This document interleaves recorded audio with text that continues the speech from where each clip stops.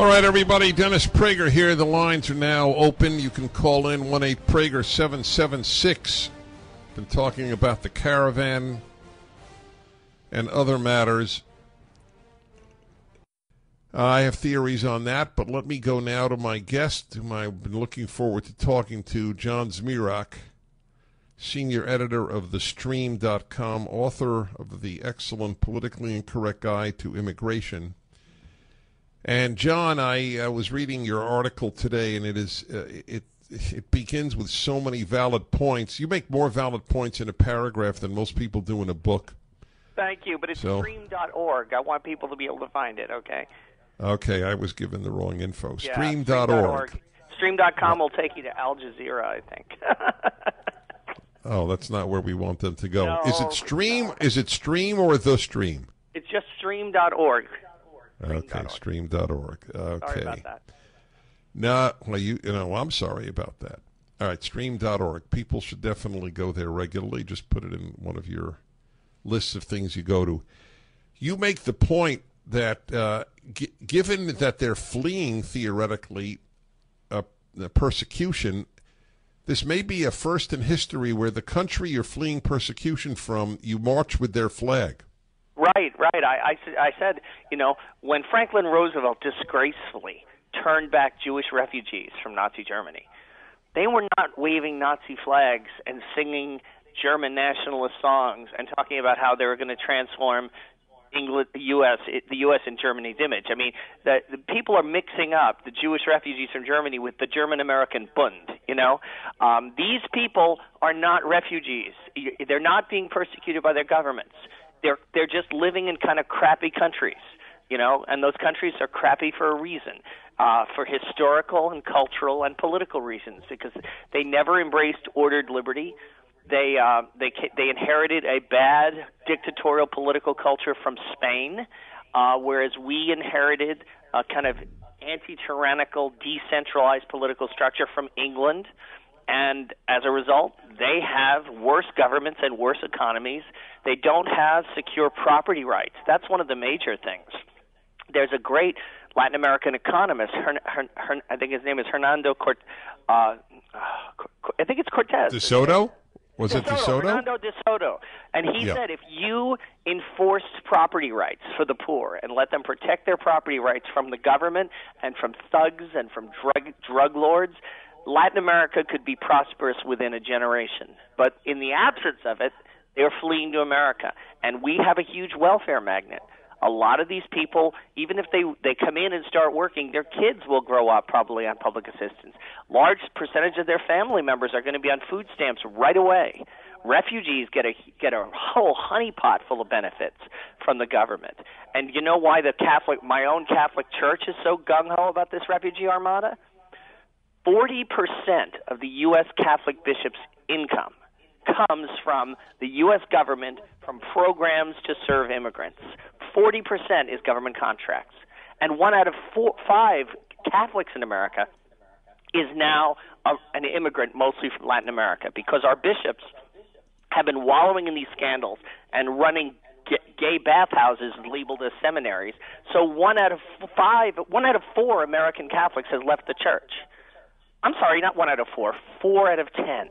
4 Catholics born in America out of 10 leave the church. And the only way to replace them without reforming the church is to bring in more cannon fodder from Latin America, which also brings in hundreds of millions of dollars from the federal government. You made that point to me last time, and it just shook me up because it makes so much sense. If you can't fill the church with Americans, you have to bring in non-Americans. Who will last maybe 10 or 20 years, and then they'll get disgusted, and they'll join a Protestant church because they don't want to have bishops buggering seminarians. They don't want to have swishy, effeminate priests who have boyfriends. They don't want child abuse running rampant. And by the way, just for people's knowledge, you are a Catholic. We'll be back in a moment. You are listening to the Dennis Prager Show. If you don't love it, leave it. Let the song that I'm singing. Hi, everybody. Dennis Prager here, and my minute a day for Hillsdale is a perfect. It's a perfect segue because there's so much dark out there. And I love to talk to you about Light, which Hillsdale is. They actually educate at Hillsdale College. And all they want you to do is know what they're doing. Maybe you'll send your kid there. I don't think that they need to actually get more applicants. They can't accept all the applicants that they have. But all they want you to do is learn about them. Get Imprimis. It's free. That magnificent journal every month. I've been getting all of my adult life practically. It's all at pragerforhillsdale.com. It plays a unique and important role in American education today. I encourage all of you to learn about this remarkable institution just by going pragerforhillsdale.com. We got to help the guys who help the guys. And they are a terrific help to the cause of this program and that which many of you, so support as well. pragerforhillsdale.com. Just do that. John Zmirak is senior editor at stream.org, author of The Politically Incorrect Guide to Immigration. And as I often tell you, those politically incorrect guides are terrific. So he's in good company, which is the best place to be. I always say I'd rather be on an all-star team than a star. And there's an all-star team writing these politically incorrect guides. And this is one of them. John Zmirak is obviously rather strong in his opinions. Unfortunately, most of them are right. I say unfortunately. I wish they weren't. So what do you think is going to happen when they reach the American border? Well, my hope is that we will have the U.S. military lined up and choking off the entire border. And I think President Trump he's already said this is a national emergency. He should start using defense funds to start constructing a wall. He ought to lay the cornerstone of the wall, gold-plated with a big T on it, and start building the wall and let Congress scream and yell. Let judges scream and yell. He should flout their court orders and continue to use his authority as commander-in-chief to seal the border and take money away from guarding Afghanistan's border, if necessary, to guard the United States' border. That's what we elected him for. We didn't elect Jeb Bush. We didn't elect Nikki Haley. We elected Donald Trump because we wanted to put America first. If we're going to be global policemen, you know what? Charity begins at home. And there's a crucial point, I think, because people feel a sense of moral ambivalence. Oh, these people, they just want to improve their lives. Okay, first of all, that's true of half the world. If you're going to say that if you pick up in Honduras and say, this sucks, I'm out of here, I'm going to the U.S., if that is enough to get you into the U.S., guess what? Most of the Islamic world would like to come too. Virtually everyone in China would like to come. I bet Bangladesh, Pakistan, you could empty the world into the United States, and our welfare system would be bankrupt within, 36 hours. But, hey, at least we'd feel good about ourselves as we, starve to death and watch the Civil War overwhelm our country and turn it into what I call a Kakistan like so many other parts of the world. But what about the moral argument? I think we should see our country as a larger extension of our private homes. If somebody bangs on your door and says he's homeless and demands to live in your living room, you have the right to shut the door and use whatever force is required to stop someone from staying in your house and eating your food against your will. The exact same thing applies to us as a country. Is our country a common home that we work on and we improve and we leave to our children? We're grateful to our grandparents. We leave to our children. We judiciously accept newcomers who have something to offer, or are we just a giant refugee camp like the ones we see in Turkey and Jordan, where anybody who shows up, you have to take them in and you put them on the same gruel and give them the same uniform, and they gather around the same trash cans with a fire? Is that the future of America? Talk to me politically. This is going to happen presumably right before the incredibly important congressional elections.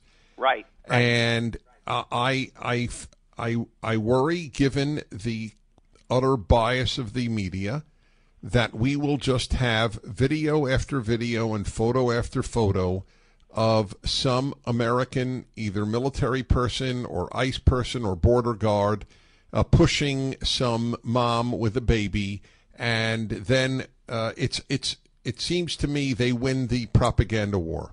No, I think not. I think, you know how they win the propaganda war?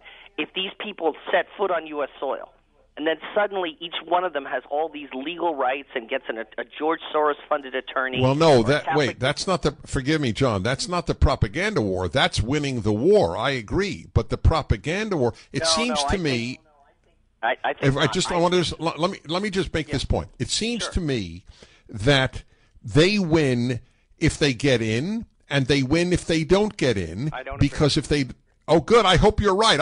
This is one of those times I pray you're right. I think if Trump shows weakness, if he caves, then Republicans across the country, our heart sinks. We realize the game is over. Even Donald Trump can't stop this openly absurd, obviously false attempt to claim asylum and refugee status. If even Donald Trump can't say no to something this ludicrous and politically cooked up, then we're toast. And I think that would depress turnout. Fine. I agree with you. I agree with you. I agree with you. I think if he stands firm, if he stands firm, that will mean in pictorial form, that there will be fights between Americans and civilians from Latin America. And I think that will help us, because I think people see that this is an invasion. They can see it. The people who are going to cry because a couple of people show up at the border and a soldier pushes them back, those people are already voting for the Democrats. But I don't think it's going to be enough to get people to turn out who weren't otherwise going to turn out. This is a national impeachment referendum. The left's base is already fanatical. They've got their Antifa hoods ready. They're ready to go to the polls. They've got their dead people registered to vote. The left is already at its maximum frenzy and hysteria. They've maxed out. What the Kavanaugh hearings did was wake up the Republican base and wake up the patriotic Americans to say, wait a minute, they're shredding our system of government, they're destroying our norms of justice. Oh, and now they're bringing in conquistadors to transform our country demographically by the thousands and thousands and thousands. No. From your mouth to God's ears. We'll be back in a moment. John Zmirak, Z-M-I-R-A-K, senior editor, stream.org. I'm Dennis Prager.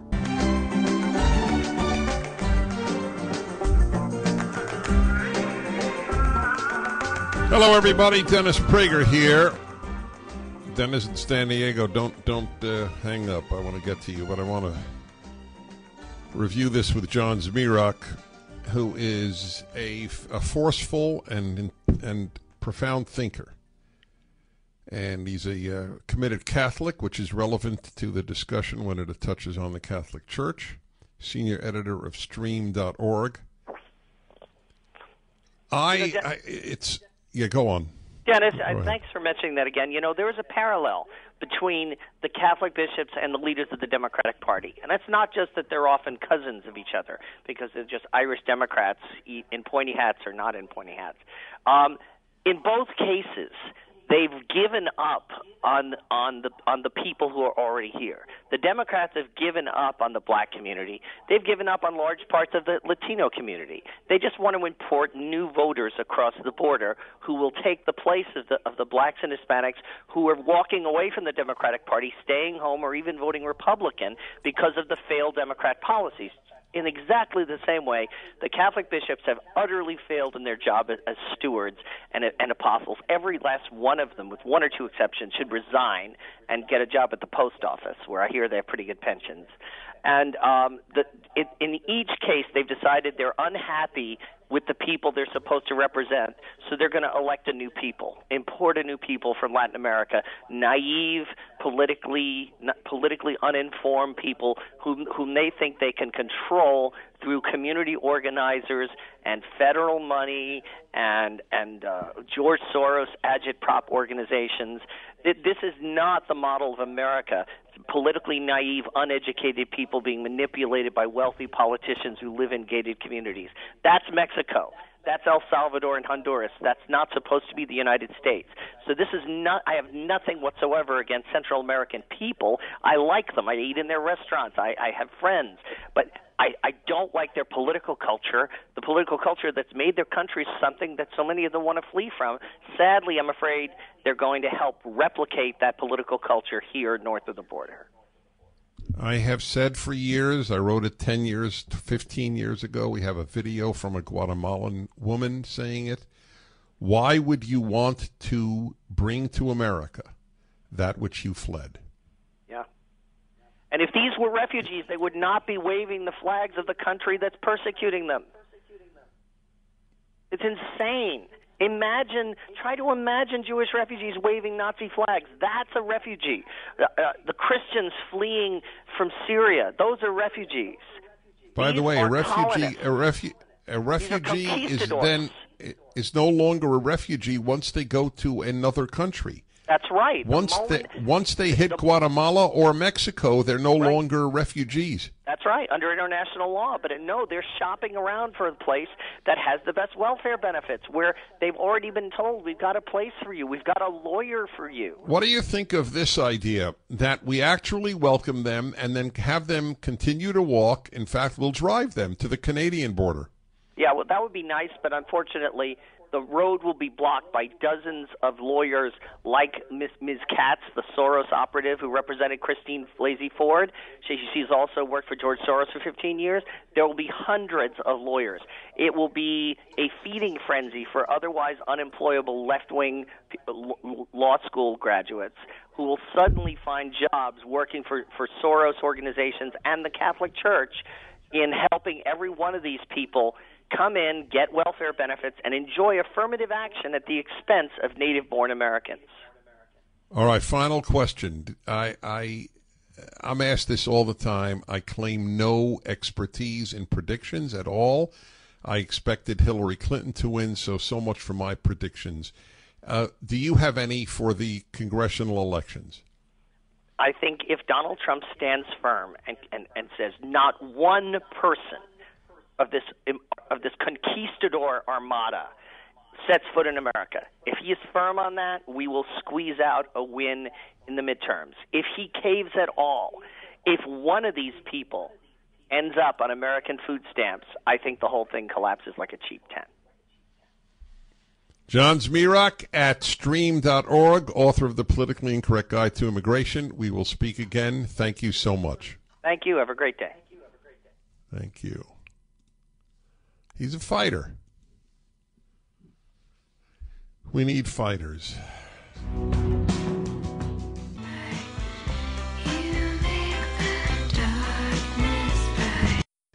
And let me just repeat, folks, they have to be stopped at the border or the world is being given a message.